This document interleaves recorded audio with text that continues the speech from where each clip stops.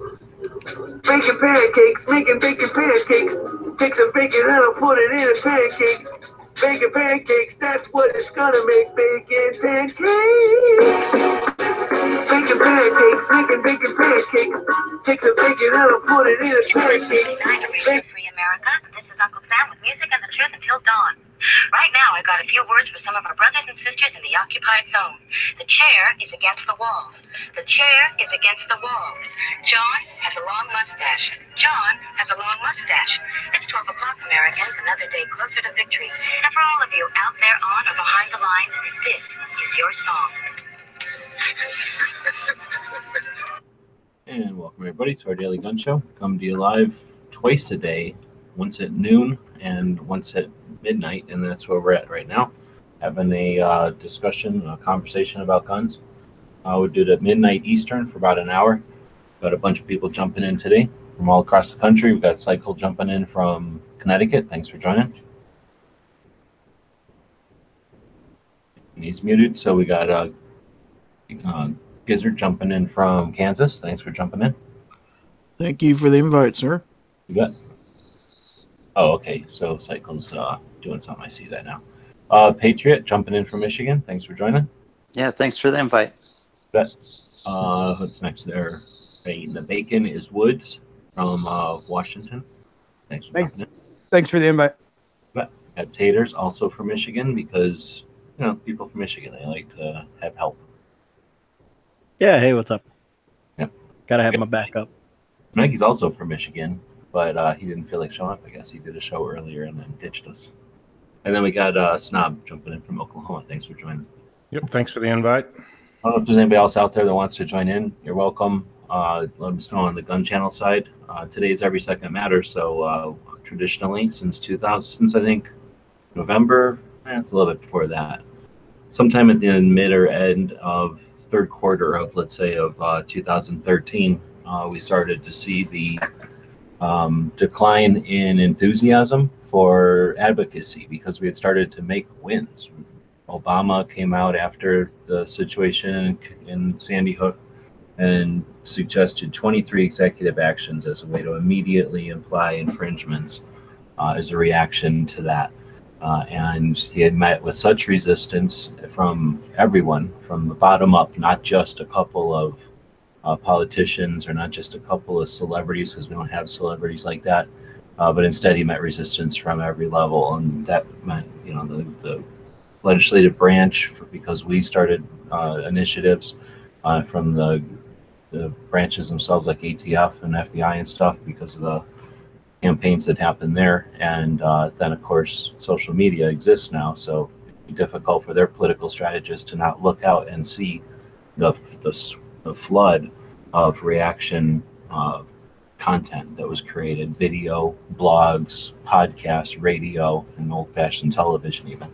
So because of all that, there was a big, I don't know, I saw something I don't think I'd seen before, and that was a reaction to a political situation from people, right? And everyone's always had the same reaction, but this time in 2013, people were able to do something about it, and they did, and it wasn't coordinated. No one said, hey, let's do something on the 13th of next month, and then 7 people said, oh, I can't do it on the 13th, so let's do it on the 17th.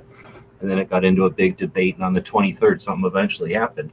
Instead, everybody just did something. They saw it as an immediate threat, and they all acted. And I don't know, maybe just because of the way YouTube was at the time and the way that the community was, everyone was very collaborative. No one was making so much money yet that there was still, everyone was pretty much allies, and we were all able to effort. And as Smeggy would say, if we were all pushing boulders, you know, for our Second Amendment efforts, we all started pushing those boulders in the same direction, and we didn't think about where we were going to stop pushing that boulder or what our eventual goals were and how they might differ. Instead, we all saw a threat and we all pushed. So at the end of 2013, just months later, a bunch of us who were doing these live conversations online saw that there was a dwindling in that enthusiasm. So what we decided to do was try to do something with our audiences. At the time, it was a pretty big channel. We had friends who were pretty big channels, and Some of us who were doing these live conversations were growing into large channels, and now they're very large channels, right?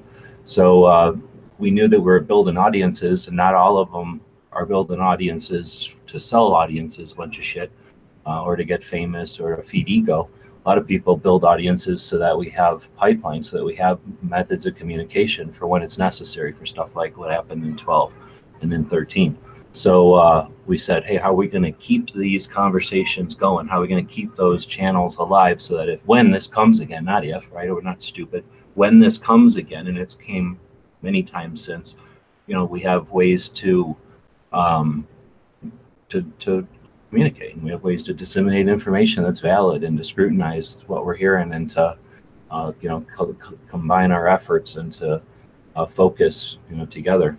So we started doing Every Second Matters. I've talked about the story before. Go listen to one of the other chats. I'd encourage other people to tell a story. It was dozens of people that created this thing. I'm not the only one that can remember it all. Encourage everybody to make some videos about their earliest remembrances of Every Second Matters. So that was in 2013. And since then, it's just been a bunch of people that get together on the second day of the month. And we talk about what we did that day or that month in regards to the Second Amendment. So for some people, that's awareness. For other people, it's having conversations. For others, it's support in some other way. And for others, it's bigger things or littler things. So we get together and we talk about that stuff. And that's what we're going to do in this show tonight. If you have any other questions about the origins of it, I'll answer what I can. But I don't know if anybody in this room has been there. I don't know. It's something we can maybe ask everybody when you guys got involved with Every Second Matters. What year along the way. And then maybe people out there who want to participate in this interactive stuff that we have here on the internet, stupid ass YouTube and gun channels. You can actually be part of this show by typing in there when you got into Every Second Matters and maybe what you did for Every Second Matters this month. I am going to go walk my dog for a little bit and let the show go. So thanks everybody for being here.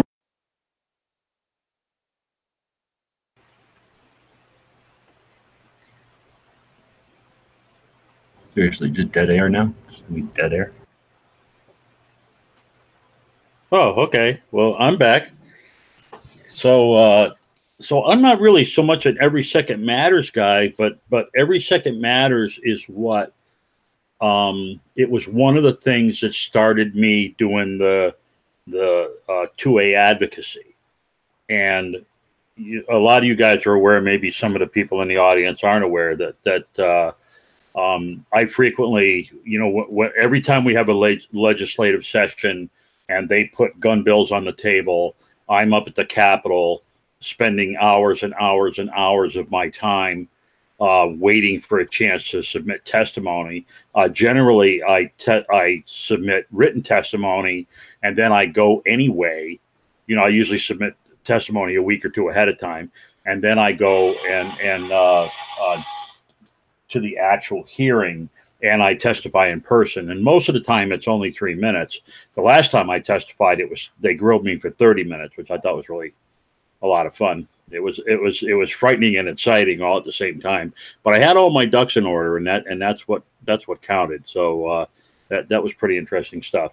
But the other thing that I do, I joined a couple of local gun rights organizations here in Connecticut, and I also work on people's political campaigns. I don't do a lot. I mean, I'm not going to say like I go out of my way. But for instance, today, the guy that's running for lieutenant governor, he's a big believer in personal messages from people like on your street or in your neighborhood. So today we set up personal letters from me that are going to get, that I signed, and they're going to mail them out to other people, like-minded people in my neighborhood, for the guy that we're trying to support, who has an excellent rating and has really stood up to the people of the Connecticut government about these asshole gun laws. So that's basically how I got started, and that's sort of my story. So on my screen, Gizzard would be next in line. Alrighty. Well, I haven't done the Every Second Matters thing all that long. I haven't even been in gun channels just a little over a year. but I kind of started getting involved in it this spring a little bit. And this morning, well, I decided yesterday, it's like, okay, I'm going to do something special for Every Second Matters that I've never done before. I am going to be brave enough to put my patch on my hat, and I'm going to wear it to work, and I'm just going to wait till people ask me about it. So maybe I can get some dialogue going with some people. And I didn't get a lot of responses, but I did get a lot of stares and stuff like that. One or two people actually asked me, what's that about? That got me a chance to hand them a card, and tell them about it. And it's just that every once in a while, we got to go from, being underground gun carriers and being, hey, I carry a gun. Look at me. I'm a normal person. Ask me about it. Be proud. And so that's kind of the way I took today anyway.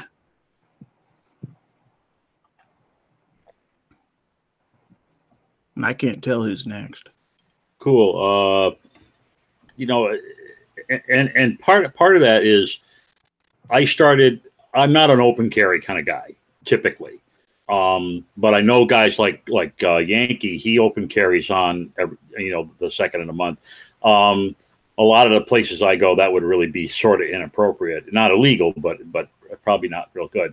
But I did notice that when I started going to events, 2A events and rallies and stuff like that, where I was carrying open carry, it started to make me feel more comfortable with it. So I could start doing it, I think, now, and it wouldn't bother me so much because I did it with like-minded people, and it was pretty good stuff. So it's not like everybody has to be a superstar, but if we all do a little, many hands make short work, and if we all do a little bit, that would probably help quite a bit.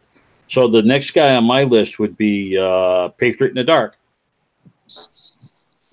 All right. Well, I guess I joined Gun Channels February of last year. I didn't really know much about it because it was kind of hard to navigate being a blind guy. I wasn't used to this stuff, so I didn't spend much time on there. Then listening to G a lot kind of pushed me to jump in with both feet. Being that I am a blind guy, I don't open carry. I don't have any open, outside the waistband holsters or anything, but just, I guess I could, but it's I am a concealed carry holder, so I could do it, but I don't, it's nothing I tell everybody. But like today, I wore my Dakota Meyer T-shirt, so I usually wear that, different, Second Amendment T-shirts and stuff. I fly my flags, and anybody I run into, of course, I'm always talking guns, so it's not just on the second. Scare the neighbors and that kind of thing. But I didn't. Today I went out in town a little bit, but I was with family, so I didn't have a chance to talk to anybody new. That's about it. But I do post on Twitter and anywhere somebody will listen to me. I don't know if that's No, I think that's a reasonable attitude.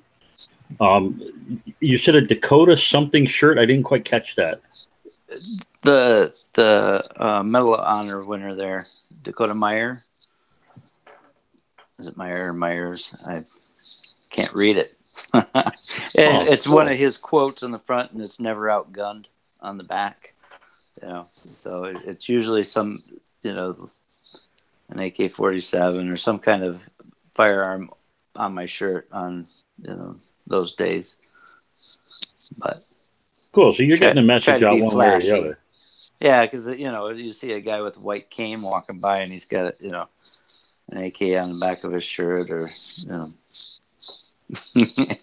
So I guess I stand out more than one way, I guess. But I try to, before it was easier when it was before everybody knew I was a blind guy, because I just throw out stuff and it's, family kind of blows it off because they know I'm just a crazy guy. But, bringing up things like on Twitter and stuff like that, most of the guys on Twitter, I'm sure that they don't know I'm a blind guy, but unless I watch gun channels. Yeah, but that puts a whole new perspective on it too, from your perspective, anyways. Yeah, I'd love to open carry, and that kind of thing, but there's a stigma already on me, and it's not something I walk around and saying, hey, I conceal carry. I mean, not that anybody else does, but with me, I don't know.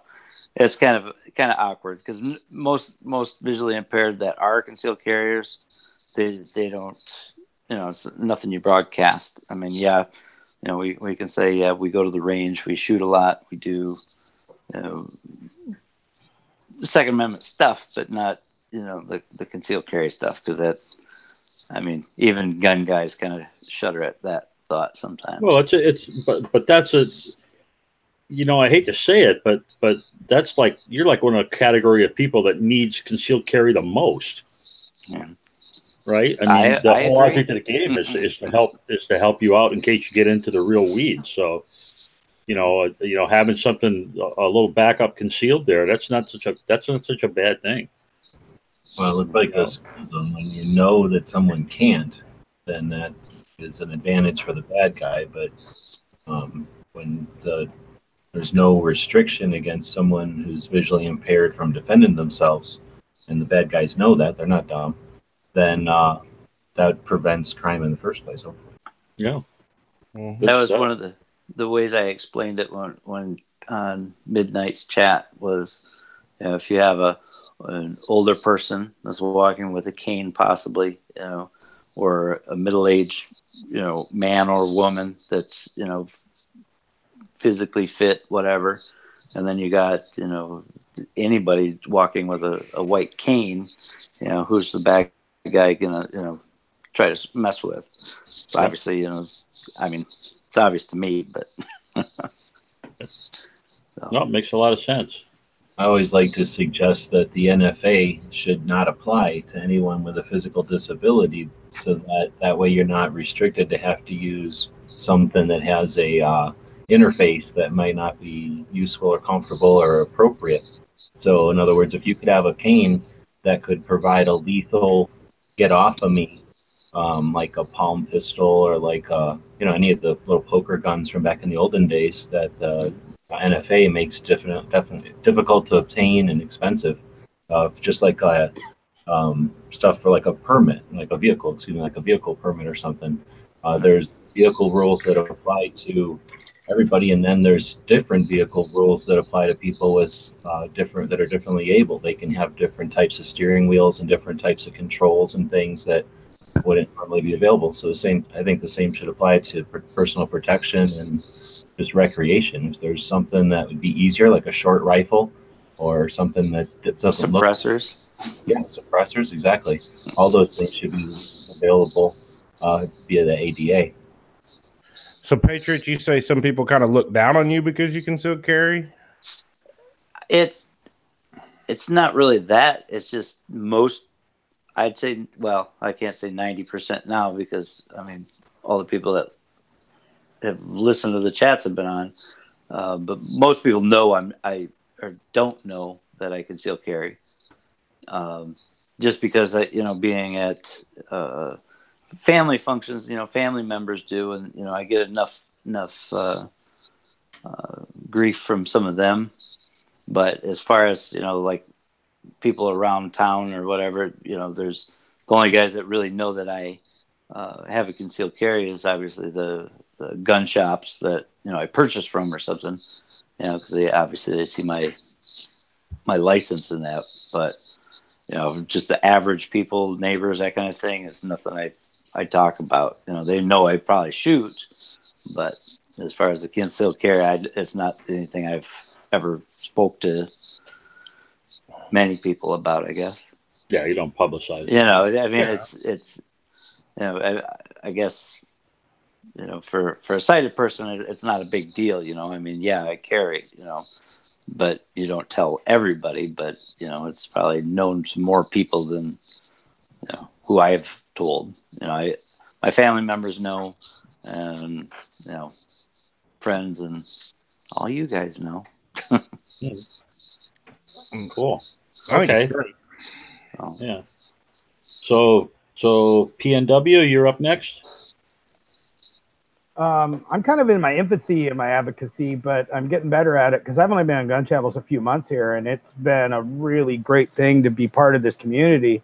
Like many of you guys in this chat know, I'm a second grade teacher, and because of where I work and like people I'm around, you know, I don't have a lot of pro gun conversations. I've been trying lately to try to figure out what they find to be the most compelling and kind of write that down and kind of hone my arguments. But then I don't know if you guys are familiar with in Washington State, we have the initiative process, and on the 27th, Secretary of State of Washington let them bring through Initiative 1639. It was stuck in court for a bit because they were literally lying. The people that were getting the signatures were lying and whatnot about like what was on it. Yeah, we heard about that. Yeah, pretty bad.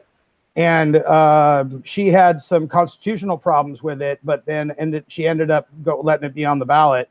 So I found that the no to Initiative 1639, the main office is maybe 5 blocks from my house. So today I signed up to go do a call center for them, you know, where you call voters and say, hey, this is, you know, it's a terrible law all the way around, but the one I hate the most, granted it's terrible, but is that kind of a punitive endangerment thing where if somebody breaks in your house and takes your gun and goes and robs a bank, you could be guilty of a Class C felony. So I wanted to make sure that I tried to fight against that as best I could. So, and then, you know, another advocacy that we all do is just coming on gun channels and trying to get the word out. And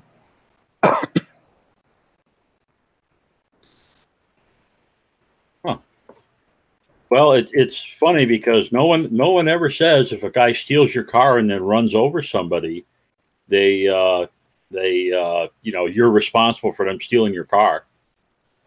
Yeah, and I just never ceases to amaze me how it's amazing that when it's the Second Amendment, when it's your right to keep and bear arms, the rules they're just different. It's just a totally different set of logic that gets used, and it makes absolutely no sense at all.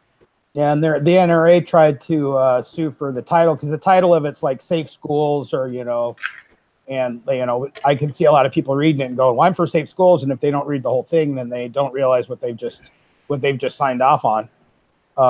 And then I believe the Second Amendment Foundation here in Washington is trying to sue them as well, but I don't know if that stuck or not. I'm still looking into that. But I know it will definitely be it's definitely going to be on the ballot. The Secretary of State already stamped it. So we're going to have to wrap it up here in Washington, and we're going to fight it and kill it, and we're not going to rest. Yeah, hopefully you can fight it good enough.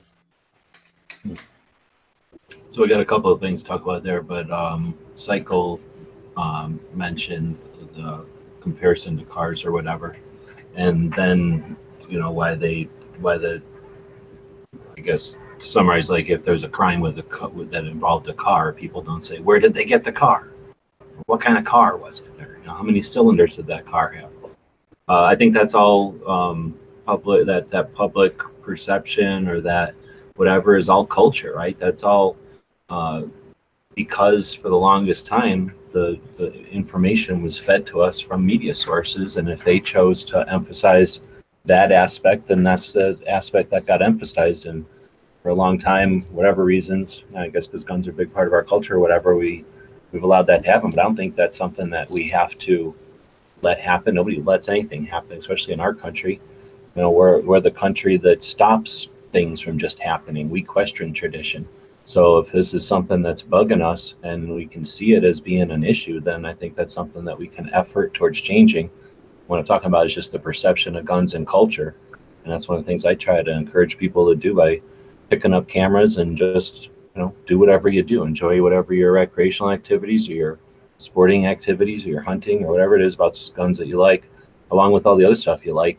And that's the kind of things that we just didn't have as an opportunity before. And people aren't unaware of what's going on as people get more and more used to the Instagrams and the Facebook feeds and their subscription lists flying by.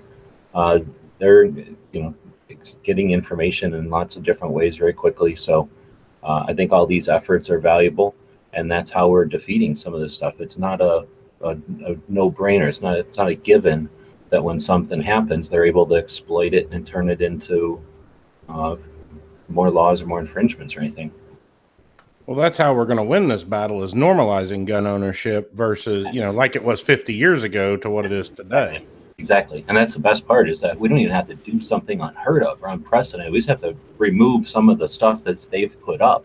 And they've set up their what's the name, facade on a bad foundation. And it's not based on anything, not on our tradition of our country, not based on fact, not based on health or well-being or any of that stuff. So we should have it should be fairly well laid out for us to get it back to where it was. Yeah. Okay, so Potatoes, you want to take a whack? Time for your swing? I haven't really done much advocacy, but I did make it to the Capitol back in November when a bunch of the people went to their state capitals. We had a pretty good turnout here in Michigan. Plan on doing that some more. And I'll wear all my gun shirts and stuff like that. And I got a every second matters patch I'll wear on the second and stuff like that. But being more active is definitely something I'm going to have to start striving to do more often.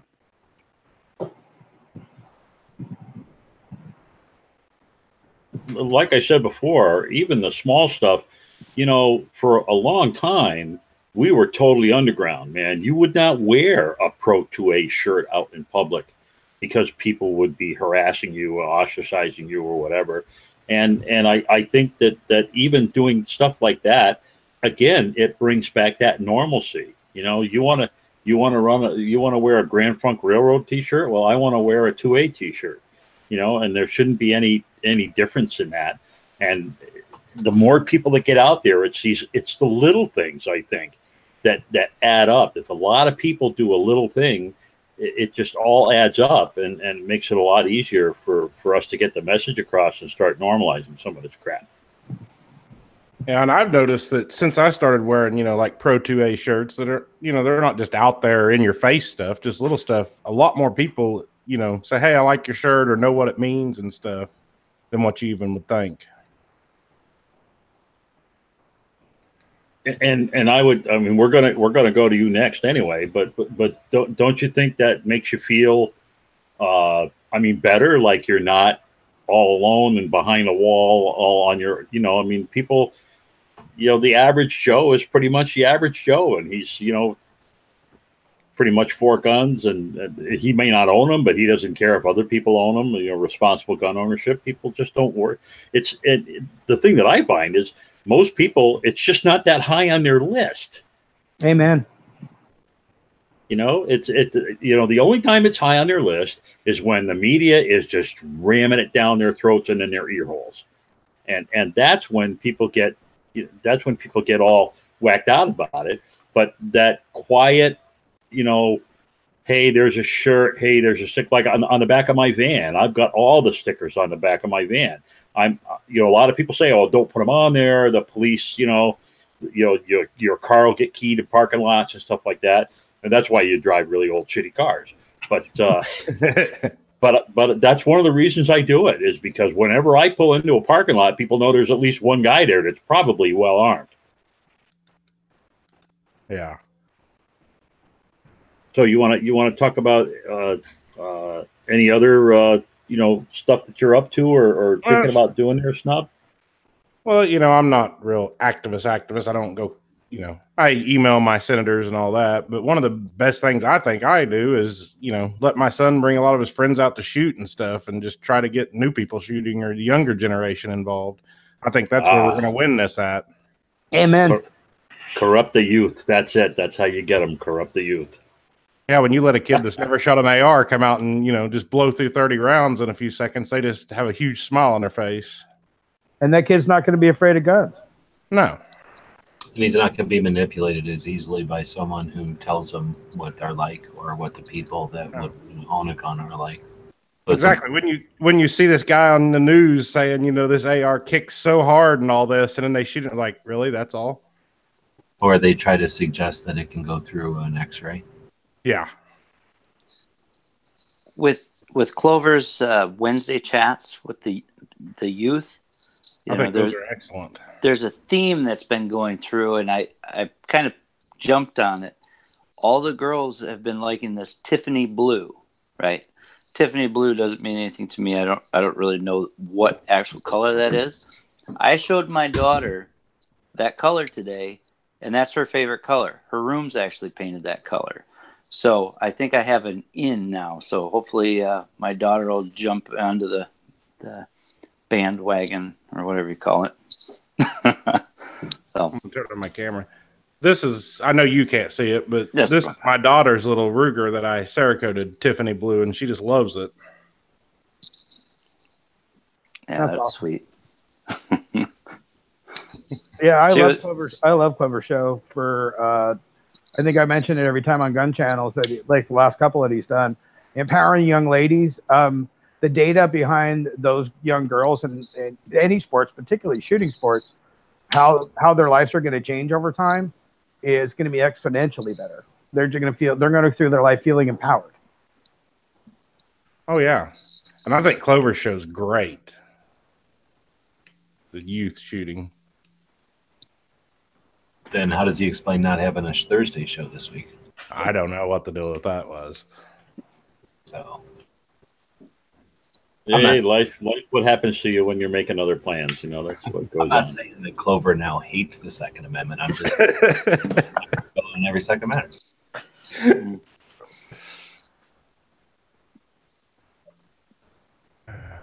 All right. So, did we get through the room then?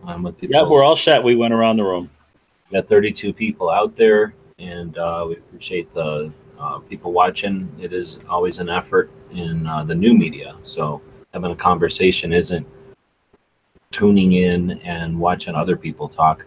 It's using the interactive nature of these internet tools that we have, stupid YouTube or gun channels.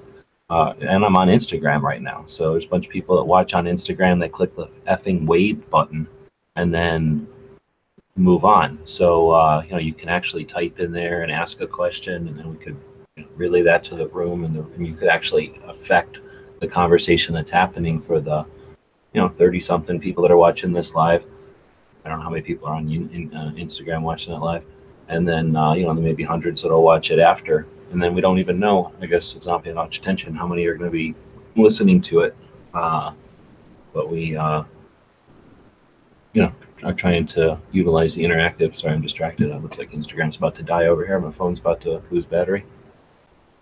So if we talked about all of that, let's talk about everysecondmatters.com. So I'm completely funded by Patreon at this point. Like that's paying the bills. Gun Channels pays for itself, and my Patreon pays for me to be able to do stuff online. So I wanted to get feedback from the people that are doing it, the 200 people that keep me going, on what they wanted me to spend my time on, the time they're paying for. And a bunch of them put Every Second Matters as so far that's winning out of the suggestions I've offered. So with this panel and the people that are watching, everysecondmatters.com, you can either go over and look at it if you want, or do it from memory, or just spitballing or scratchboarding or whatever it's called. What would Every Second Matters, the website, ideally do for the second that's useful? That would be good. I don't know if we need to go left or right unless you need to do that.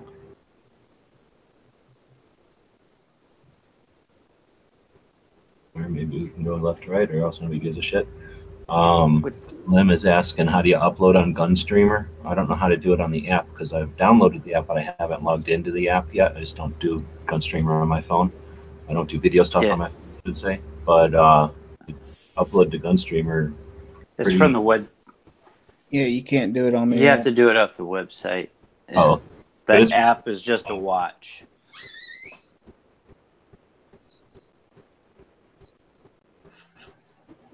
So I just signed up for Every Second Matters today because I just haven't been on there. But I was just curious, does it have a chat on it or anything?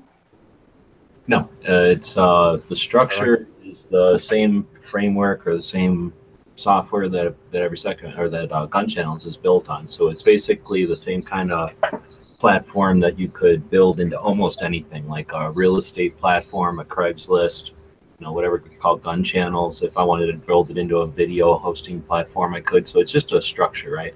So the elements that I chose to put on Every Second Matters are a way to organize businesses, and I call them Second Amendment gun owners' rights groups instead of businesses. So there's like a business directory, or it's a directory of gun owners' rights organizations at the federal and state level, as well as ones that are focused on areas of interest or types of activity anyway. So there's a whole bunch of different groups in there. And then anybody who's a member has the ability to add more groups, so that it basically becomes a yellow pages or a list of as many Second Amendment pro-gun owners' rights groups as possible.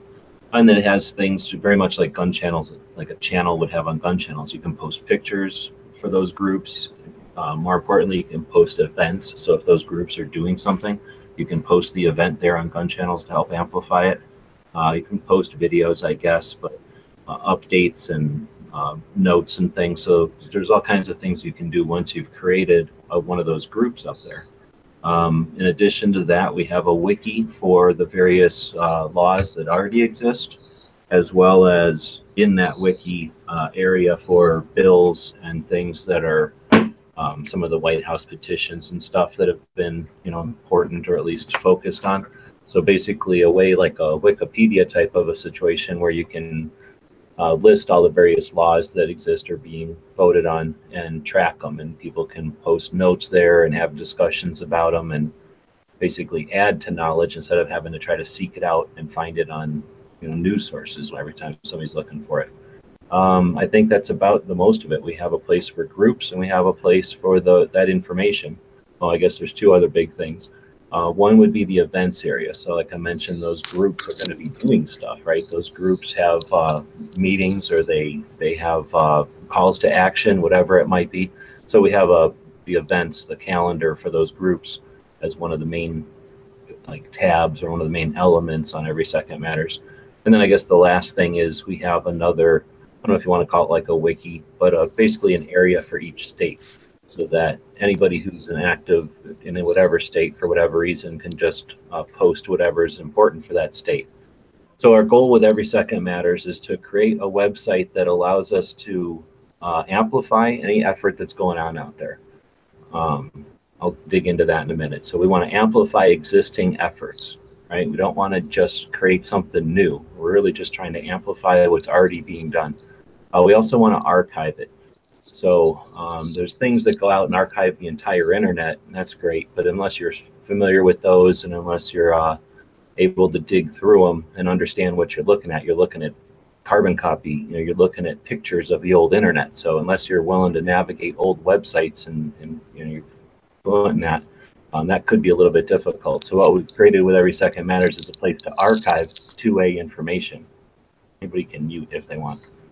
And then once we've archived it hopefully in a way that can be found again, right? So people get comfortable with it and they get accustomed to it. They can go search out information, and now that information starts to get accumulated there, when we research or when we mute our microphones when we're not talking, I don't know who's not muted, but we can store data there so that in the future, when we go to research something or we go to look for something, we know how to find it quickly. And also so that it's there. Unfortunately, the Second Amendment gun owners' rights groups that are out there, some of them have been around for a long time, not all of them. So some of them come and go, and some of them offer very valid, useful data and then are gone. So it's up to us to then go find that data every time we want it. So if we have it on Every Second Matters, in addition to whatever they were doing, whenever, if they could disappear, we've still got it on Every Second Matters. So that's sort of the effort there, is to be a more consistent archive of Second Amendment data. And then I guess that's the same concept with the groups themselves. The groups are out there doing their thing in all different ways, on all different kinds of strategies and different types of levels of tech, and different groups and different dynamics between those people. And for the most part, they're very successful, but there's almost nothing united about them except that they're working for the Second Amendment. And in my experience over the years, there's just no way to, there's no reason to get all those people on the same place, like get them all using the same email or get them all using the same newsletter. There's just no reason to get them all on the same thing. They're doing their thing out there and they're all learning. Ideally, we give them a platform where they can talk and learn and learn about what techniques are better or worse for whatever they're doing. But ideally, we want to just amplify whatever it is they might be doing. And basically, that's what Every Second Matters can become, as well as a universal translator. If you're not a blog person, but you can go to Every Second Matters and get the gist of what was in the current blog.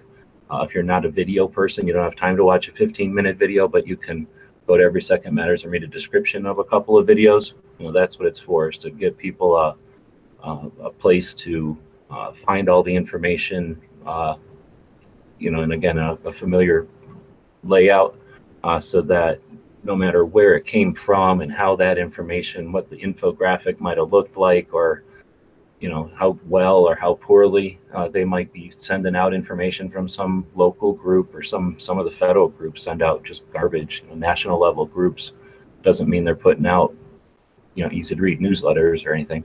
But if we can accumulate all that stuff on a platform that gives them a little bit of similarity, then that's part of the goal. And maybe I'm a web guy, so I'm looking at some of this stuff after years of trying to work with these organizations, and to me, I'm trying to solve things that might not be, trying to be solved by other organizations out there. So that's sort of the gist of it, but I know that's a little bit lengthy to describe, so appreciate people that sat through listening to it. But like I say, I'm well aware that there's other things it could do, and I'm not sure just because I saw things, that holes in what was being done, that's the only holes out there. And if we're doing this much anyway with Every Second Matters, what else could we do with this much work? And I don't know, I'll quit talking and let people add to that.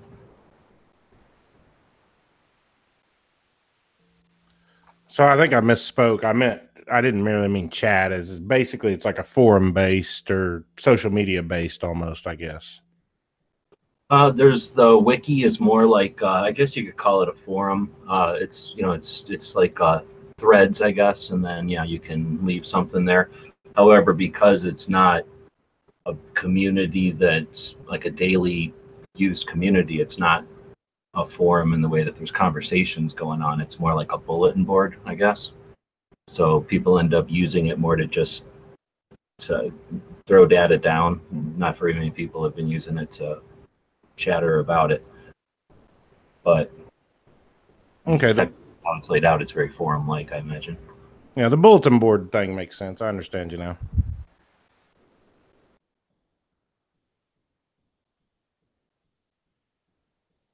Anyway, it's all a bunch of collaborative stuff. So it's a social platform. You can join it. There's no cost to join it. You just need an email so that we don't have too much spam. There's a little bit of spam.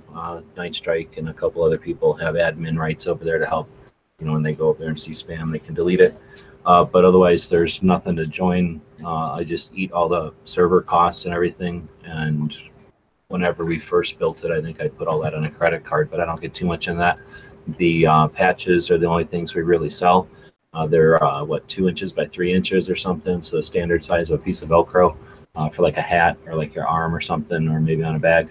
And they just say Every Second Matters, a logo that came up with back in 2013, just a simple word logo, something that wouldn't be frowned upon in like a school or in an environment that might not allow you to have like an image of a gun, and then in a way that gets the point across, maybe, but maybe not quite, so that maybe somebody might ask you, what does that patch mean, or what does that mean? and it gives you that opportunity to have the conversation or bank that question till the time you do have a chance to have that conversation. Anyway, that's the only thing we've got to fund the thing. And those patches are over at a place called Beacon Group, which is a organization here in Tucson that is a fulfillment center. So people give them stuff like I've given them the patches, and they assemble the patches with a baggie. You know, we send out our stuff in a little plastic baggie with a couple, like an Every Second Matters business card, something you can hand someone. And actually, there's a couple of them in there. And then I think one for gun channels, probably one for gun websites. There might be a decal or something in there as well. So they package all that up for us, and that they charge us 20 cents or something for that, 25 cents maybe, I forget. But whenever we give them those, they do that, and that's work that's done by differently abled people. So they hire these people. They don't just give them jobs. They come to work every day, and they're pretty satisfied having real jobs. They package them up for us. Now they sit on shelves until they ship, and whenever they ship, again, somebody picks it up off the shelf there and puts it in an envelope. And for that, they charge us a couple of bucks extra than it would if we shipped them, but we think it's a good effort. So anyway, I just try to let people know the Every Second Matters patches come from Beacon Group. So whenever you order something from the Gear Website store, the Every Second Matters patches will always come from a separate Tucson location. And so you're doing hopefully two things that could work when you buy those. I don't really care.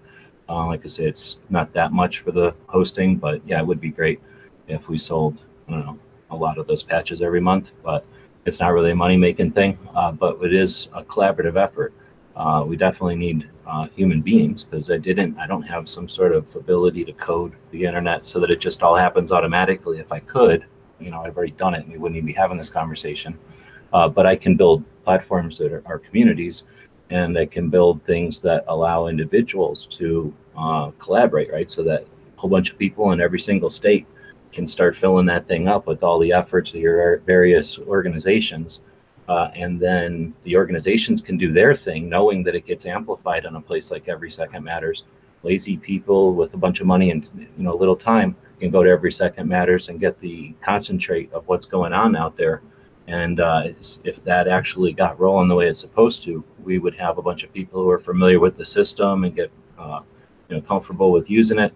And we'd come up with established ways of keeping the stuff consistent, so it's easy to read for those people that want to just come in and get the info. And it's something that Bloomberg, can't pay for. He can put a lot of money into stuff, and they can build better stuff than we can. But what they can't do is get bunches of people. And if we can get dozens or hundreds of people involved in that, that's something that I think can give us a lot of result, actually. One thing I like about the Every Second Matters stuff is it's not like some of the stuff where it's just in your face gun stuff. It's just kind of subtle or whatever. The logo, yeah, it was definitely designed to do that. Originally, it was just black and white because it was a black and white issue. There was a big controversy when we did them in like pink and different colors. Hey, G, can I ask a question? Yes. Is there can you order the patches from Every Second Matters, or do you have to go to Gear websites? I wasn't clear on that. Oh, there's when you're buying them off Every Second Matters, they come from Gear websites. So technically, yes. Okay, so you wouldn't have to even know there's Gear websites. If somebody was just rolling along and they found Every Second Matters, or we handed them a card, they could get their own patch. For sure. Every Second Matters. Now, I am not a businessman first. I knew that. I just nerd first, and then I'm businessman like third. I have credit cards, so I only have to be a businessman when the credit card people come knocking, or I'm out of credit cards, right? So I'm out. I think it says we're out, and that's only because I haven't talked to the Beacon Group to find out how many we have over there. So I was trying to be conservative. If we had like 20 over there, I said we had 10 in the shopping cart, just because I didn't want to, sell more than we had. So I need to call over there. I should have done it before the 2nd, probably would have been smart, but I'll be doing it tomorrow probably. So right now it says we're sold out of like the black and white and maybe other colors, but I'll call over there and find out how many we actually have, update the shopping cart, and then if people wanted to purchase some, we'll have updated inventories tomorrow. I really like the idea of how subtle it is. Like you already know, being a second grade teacher, I can't really pull up with something that has an AK on it, but I could totally walk in with that on me somewhere, and maybe I could get a couple good conversations going with maybe staff or whoever. Now, the point when we first started doing it, there was quite a few people that were involved in the campus carry and the open carry, and originally when we were kind of spitballing the whole concept of getting together once a month and to intentionally talk about the second, like carrying an open holster, like an empty holster, as a symbolic thing, was brought up, and then no, you can't do that in a school, right? No, I would be fired immediately. Yeah, like, well, let's wear a shirt that says something gun related, and it's like, no, you can't do that in a school either. So that's where we came up with a logo that was, obnoxious, saying unlicensed seller. Those take forever to sew. I sewed those on the machine. Right now, I can't sew anything. It's like 106 today, so that means that I don't have anything. There's no air at all in that room, so it's probably like even more hot. So I don't sew in the summer. I don't have any kind of climate control, so that room gets really, really, really, really hot. But anyway, that takes a long time to sell. And I've only never sold any, really. I think I've given a couple away, and I might have sold a couple, but for as long as it takes to sew, I don't know. And I'm out of white right now, so that's the other problem. I have to wait until I can afford to buy some more color or some more of the white. So that might be something, try to trade with somebody. Moon probably has them.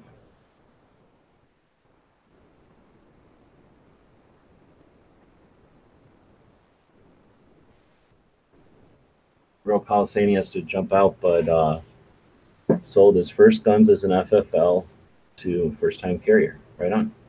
Pretty decent. So, all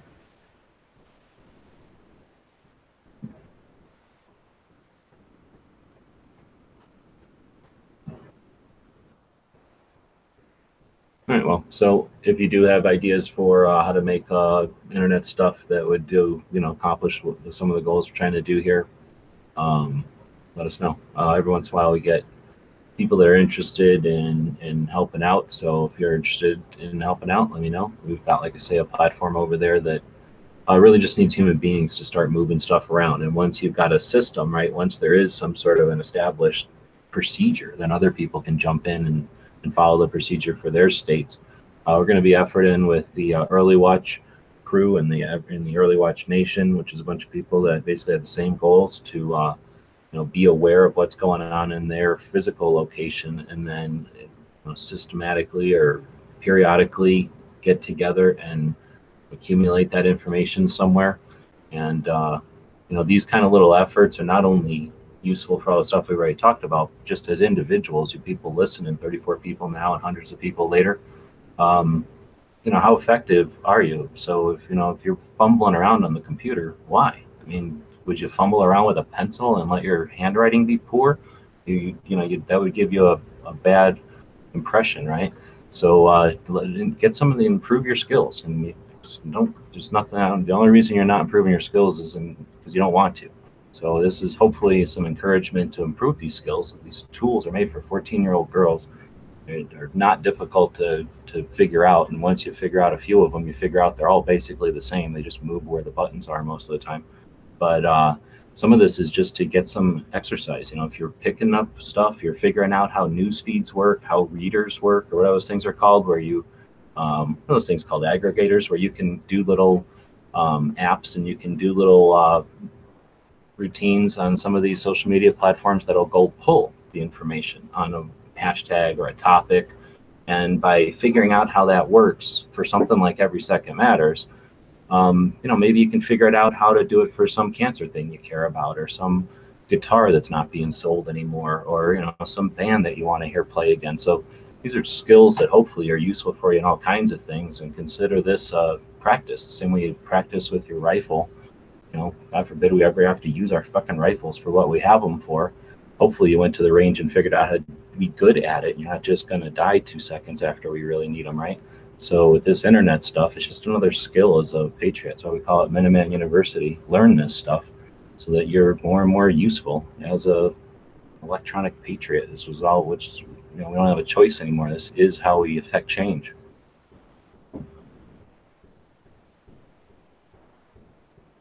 Yeah, I kind of like the idea of if you could get, if we get somebody from each state or more than one person from each state, it'd be ideal, and just have an area where you could post stuff first per state. And like I said, I don't know anything about how it works right now. I just barely signed up for it like an hour ago. So, but I think that'd be neat. Post your bills that are coming up in your state. Yeah, exactly. Just like a forum. I mean, there's forums out there that do that. Like forums are, you can either be on a specific area of interest, typically, at least the ones I've always frequented. But there's also like state specific ones or maybe sports specific ones, and even more specific ones than that. And almost every forum I've been to has a section, or at least a gun related forum, will have a section for Second Amendment stuff, right? And maybe they'll give extra space to Second Amendment groups and stuff in their area. And that's great, except that just like the people that complain about the new video hosting platforms, oh, it's all gun focused. No one's ever going to see that stuff. Well, yeah, and that might be the case. But if we all learn how to share and how to use these platforms, how to use the skills, the tools that these platforms offer, these share tools, then that information just gets amplified all over the place. And yeah, it might not be heard or seen on that gun forum, but once you share it for other places, it's got better odds of being seen. We brought up. Oh, go ahead. I was just going to add some technical stuff. The more often you put stuff on the internet, that influences the effing internet. Like this effort I'm asking people to do isn't because I get paid for it. I certainly don't even know where you're posting this stuff. I'm just encouraging you to do it, because if you think of the internet as some sort of movie where you see all these little dots appear in the netherworld, the other side of the internet where all the robots and spiders live, they see every time we repost something, and that goes into all Al Gore's rhythms, and that's how we affect change technically with gun searches and instances and percentages of guns being mentioned and that kind of thing. Well, to what you said about the other platforms not being seen and stuff, well, it's maybe true, but in 2 or 3 years, are we going to have YouTube at all to put anything on? So, they're going to get seen more than if we didn't have it at all. Yeah, biggest channels on MySpace are just about as effective as the biggest channels on, the tiniest platform today. Exactly. I have a question, G. The Minuteman University, that's a separate site than Every Second Matters, correct? Yeah, so I work with the Arizona Citizens Defense League. I try to. Arizona Citizens Defense League is 4 dudes that got together in 92, 96, 97. They got together in the 90s, and they all were from different states, but they all lived in Arizona, and they all looked at each other and said, I kind of thought Arizona would have better gun laws than the state I moved from. And those 4 guys started going to gun shows, setting up a table on their own dime, came up with, they emulated the Virginia Citizens Defense League, literally just took their bylaws and scribbled out Virginia and scribbled in Arizona, went to gun shows and got a membership, got constitutional carry for Arizona. So July 30th, just missed that, and I like to talk about that one. So just the other day, July 30th, 2010, constitutional carry. What that meant is that just went through the Arizona Constitution and erased a bunch of shit that said, unless you got a CCW. So they didn't change anything except erase some shit that said, unless you have a CCW. So now you could just do stuff constitutionally. We haven't had any issue since then. They have a large membership. They've done other things as well, but that's, I think, a big feather in the cap. And yeah, I'm proud to say I'm their social media guy. Well, then what does that mean? Nothing, because these guys don't know what even social media is. It'd be funny. It would be like a slapstick comedy if I showed you guys fast forward my entire history with Arizona Citizens Defense League. But it wouldn't be funny because it's the Arizona Citizens Defense League, and we want these places to be super efficient, right? We want them to be super effective, and they are. I'm not saying they aren't, but they certainly don't know how to use the internet. So with my experience with those guys, over the years with those guys, one of the efforts has been to educate, kind of like what we do with Every Second Matters. And in one of the strategy sessions, we came up with the concept of creating a set of tools that the members could use to empower themselves to be better Second Amendment advocates.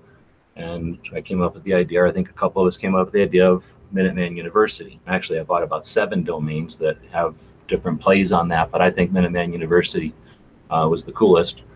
So anyway, I set that up, I bought it, and I set it all up to be that. And just like every time I've tried to do stuff, unfortunately, it fell through and it just sat there for like 2 years. Every Second Matters was doing its thing, and I really wanted to create, again, some tools to allow people who want to be better advocates or just create better content, learn these things. I wanted to put that stuff up there, but I just didn't want to put it on Every Second Matters. It seemed like Every Second Matters was supposed to do one thing: amplify existing Second Amendment efforts, to allow individuals who may not have any official affiliation with an organization to still allow them to amplify the efforts of that organization, or to do something to help. So I figured it would be too much to put that in there. I didn't want to stick it in gun channels because it's something that I think it needed to stand alone, and I owned the domain. So I started Minuteman University, I think earlier, at the end of last year, to basically accomplish what I'm trying to do over there. Learn people how to do internet stuff, the basic stuff, and then, well, is Woods still in here? What Woods and I have been trying to do recently is try to define communication so that we can get better and at being more effective at the quick interactions we have with non-gunners, and then maybe even be strategic about our conversations with friends and family who are not gunners, but aren't antis, so that maybe we can actually, again, not just randomly have conversations with people, but have some goal and methods to get to those goals. Anyway, so to build some of the communication skills, and well, I was going to talk about that tonight too, but I don't know if we want to get into it. We've been going for an hour already. Well, I've just seen some of that Minuteman University stuff on there. I didn't even know what it was, so it'd be cool to get that kind of out there where more people even know what it is, per se. Because until now, I didn't even know what it was. Right, and yeah, doesn't make any money, so I can't, I don't want to spend too much time on it. But I do. We're going to start offering, like, the way I'm going to do the Daily Gun Show. I'm going to have Mondays like a clinic. So the Daily Gun Show will be at noon, and then Monday afternoon we'll have like a clinic, because on Mondays I try to teach behind the scene, or focus on behind the scenes stuff. So I've got some ideas on how to, I don't know, do those on a more consistent, regular basis. So maybe people will start showing up. I've kind of done them more sporadically in the past, and anyway, so we'll start to accumulate more workshops for the different elements of the Every Second, or the Minuteman University stuff, and stay tuned for that on this show. That's cool. It'll be in the afternoon, so I don't know. It might work, it might not. Usually people, aren't around in the afternoon.